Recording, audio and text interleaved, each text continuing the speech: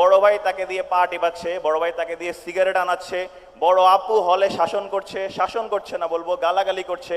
এমন একটা পরিস্থিতি, এটি আসলে শুধুমাত্র বিশ্ববিদ্যালয়ের যে ছাত্র রাজনীতির পরিস্থিতি আমি মনে করি না, শুধু ছাত্র রাজনীতির পরিস্থিতি, এটি সামগ্রিকভাবে দেশের যে সিস্টেম, যে স্বৈরাচারী কাঠামো ছিল, সেই স্বৈরাচারী কাঠামোর একটা প্রতিফলন ছিল।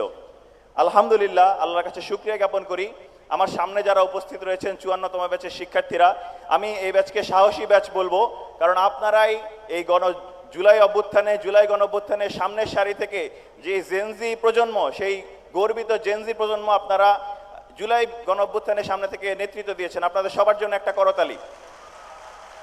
একই সাথে বিশ্ববিদ্যালয়গুলোতে যে নতুন ছাত্র রাজনীতিক ধারা তৈরি হয়েছে, সেই ধারার আপনারা একটা সুফল ভোগকারী হিসেবে আমরা ধরতে পারি। যদিও গত কয়েকদিন ধরে বা বিগত 1 মাস ধরে আমরা বিচ্ছিন্নভাবে বিভিন্ন র্যাগিংয়ের ঘটনা পাচ্ছি। আমরা জাহাঙ্গীরনগর বিশ্ববিদ্যালয় কেন্দ্রীয় শিক্ষার্থী সংসদ থেকে শুরু থেকেই অ্যান্টি র্যাগিং সেল গঠন করেছি। আমরা সদা তৎপর রয়েছি সেই তথ্যগুলো তুলে আনার জন্য, কিন্তু বিভিন্নভাবে আপনাদের ভয়ভীতি প্রদর্শনের দ্বারা আপনারা অনেক ক্ষেত্রে তথ্য গোপন করেন, তথ্য তুলে ধরতে না অপারগতার কারণে আমরা আসলে সেগুলো সলভ করতে পারি না। কিন্তু এখন পর্যন্ত যে ঘটনাগুলো ঘটেছে, যেই সর্বশেষ যে র্যাগিংয়ের ঘটনা ঘটেছিল আমাদের 21 নং হলে, জাহাঙ্গীরনগর বিশ্ববিদ্যালয়ের ইতিহাসে বিরল 24 ঘন্টার মধ্যে র্যাগিংয়ের শাস্তি, সেই র্যাগিংয়ের শাস্তির বিধান এই জাহাঙ্গীরনগর বিশ্ববিদ্যালয় কেন্দ্রীয় শিক্ষার্থী সংসদ করেছে। আমরা আশা রাখছি